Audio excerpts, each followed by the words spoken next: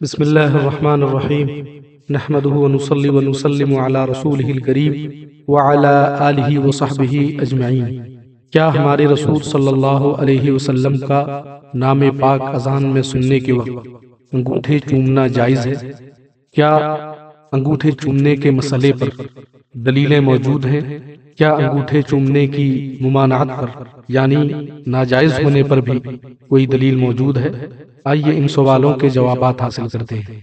فاضل جلیل علامہ الشیخ اسماعیل حقی رحمۃ اللہ علیہ تفسیر روح البیان میں فرماتے ہیں، قصص الانبیاء وغیرہ کتب میں ہے کہ جب حضرت آدم علیہ السلام کو جنت میں حضرت محمد صلی اللہ علیہ وسلم کی ملاقات کا اشتیاق ہوا یعنی شوق ہوا تو اللہ تعالیٰ نے ان کی طرف وحی بھیجی کہ وہ تمہارے صلب سے آخر زمانے میں ظہور فرمائیں گے۔ تو حضرت آدم علیہ السلام نے آپ کی ملاقات کا سوال کیا تو اللہ سبحانہ و تعالیٰ نے آدم علیہ السلام کے دائیں ہاتھ کے کلمے کی انگلی میں نور محمدی صلی اللہ علیہ وسلم چمکایا تو اس نور نے اللہ کی تسبیح پڑھی، اسی واسطے اس انگلی کا نام کلمے کی انگلی ہوا، جیسا کہ روض الفائق میں ہے۔ اور اللہ سبحانہ و تعالیٰ نے اپنے حبیب کے جمال محمدی صلی اللہ علیہ وسلم کو حضرت آدم کے دونوں انگوٹھوں کے ناخنوں میں مثل آئینہ ظاہر فرمایا۔ تو حضرت آدم نے اپنے انگوٹھوں کے ناخنوں کو چوم کر آنکھوں پر پھیرا، بس یہ سنت ان کی اولاد میں جاری ہوئی۔ پھر جب جبریل امین نے نبی کریم صلی اللہ علیہ وسلم کو اس کی خبر دی تو آپ صلی اللہ علیہ وسلم نے فرمایا، جو شخص اذان میں میرا نام سنے اور اپنے انگوٹھوں کے ناخنوں کو چوم کر آنکھوں سے لگائے وہ کبھی اندھا نہ ہوگا۔ اسی تفسیر روح البیان میں ہے کہ پیغمبر صلی اللہ علیہ وسلم مسجد میں تشریف لائے اور ایک ستون کے قریب بیٹھ گئے۔ حضرت ابو بکر صدیق رضی اللہ عنہ بھی آپ کے برابر بیٹھے تھے۔ حضرت بلال رضی اللہ عنہ نے اٹھ کر اذان دینا شروع کی۔ جب انہوں نے اشہد ان محمد رسول اللہ کہا، حضرت ابو بکر صدیق رضی اللہ عنہ نے اپنے دونوں انگوٹھوں کے ناخنوں کو اپنی دونوں آنکھوں پر رکھا اور کہا، یا رسول اللہ صلی اللہ علیہ وسلم، میری آنکھیں آپ سے ٹھنڈی رہیں، یعنی آپ کے نام پاک سے ٹھنڈی رہیں۔ قرۃ عینی بک یا رسول اللہ۔ جب حضرت بلال اذان دے چکے، حضور صلی اللہ علیہ وسلم نے فرمایا، اے ابو بکر، جو شخص ایسا کرے جیسا کہ تم نے کیا ہے، خدا تعالی اس کے تمام گناہوں کو بخش دے گا۔ امام سخاوی امام محمد بن صالح کی تاریخ سے نقل فرماتے ہیں کہ انہوں نے فرمایا، عراق کے بہت سے مشائخ سے مروی ہوا ہے کہ جب انگوٹھے چوم کر آنکھوں پر پھیرے تو یہ درود شریف پڑھے، صلی اللہ علیہ یا سیدی، یا رسول اللہ، یا حبیب قلبی، ویا نور بصری، ویا قرۃ عینی۔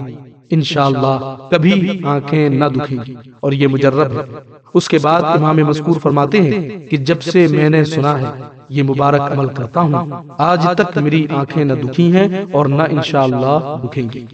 اور علامہ نور الدین خراسانی رحمۃ اللہ علیہ فرماتے ہیں کہ میں حضور صلی اللہ علیہ وسلم کا نام مبارک اذان میں سن کر انگوٹھے چوما کرتا تھا، پھر چھوڑ دیا تو میری آنکھیں بیمار ہو گئی، تو میں نے حضور صلی اللہ علیہ وسلم کو خواب میں دیکھا، فرمایا تو نے اذان کے وقت انگوٹھے چوم کر آنکھوں سے لگانا کیوں چھوڑ دیا؟ اگر تو چاہتا ہے کہ تیری آنکھیں درست ہو جائیں تو وہ عمل پھر شروع کر دے۔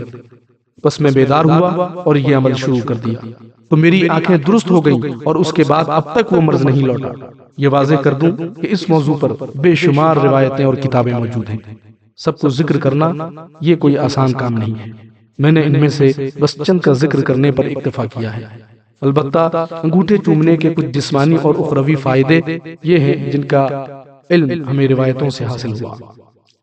نمبر 1 کہ جو شخص ہمارے رسول صلی اللہ علیہ وسلم کا نام سن کر اپنے انگوٹھے کے ناخنوں کو چوم کر اپنی آنکھوں سے لگائے وہ کبھی اندھا نہیں ہوگا۔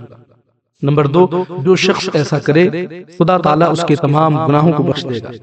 نمبر 3، خدا تبارک و تعالیٰ اس کے تمام نئے پرانے ظاہر و باطن گناہوں کو درگزر فرمائے گا۔ نمبر 4، رسول اللہ صلی اللہ علیہ وسلم کی شفاعت اس کے لیے حلال ہو جائے گی۔ نمبر 5، اس کی آنکھیں کبھی نہ دکھیں گی۔ نمبر 6، وہ کبھی اندھا نہ ہوگا، نہ اس کی آنکھیں کبھی دکھیں گی۔ نمبر 7، ایسا کرنے والے کو حضور صلی اللہ علیہ وسلم اپنے پیچھے پیچھے جنت لے جائیں گے۔ معلوم ہوا کہ اذان میں یا اذان کے علاوہ حضور اکرم صلی اللہ علیہ وسلم کا اسم گرامی سن کر انگوٹھے چومنا اور آنکھوں سے لگانا یہ محبت کی علامت ہے، اور ثابت ہو گیا کہ یہ عمل جائز اور مستحب ہے۔ رسول اللہ صلی اللہ علیہ وسلم کے فرمان کے مطابق آنکھوں کی صحت اور گناہوں سے مغفرت کا سبب ہے۔ اس مسئلے کی تفصیل کے لیے زیادہ معلومات حاصل کرنے کے لیے امام اہل سنت اعلیٰ حضرت فاضل بریلوی علیہ رحمۃ و رضوان کی کتاب منیر العین فی حکم تکبیر الابہامین اس کا مطالعہ فرمائیں، اور اسی طرح حضرت مولانا مفتی احمد یار خان علیہ الرحمہ کی کتاب جاء الحق وزهق الباطل اس کا مطالعہ فرمائیں، اور ساتھ ہی ساتھ حضرت علامہ محمد شفیع کاڑوی علیہ الرحمہ کی کتاب انگوٹھے چومنے کا مسئلہ اس کتاب کا مطالعہ فرمائیں۔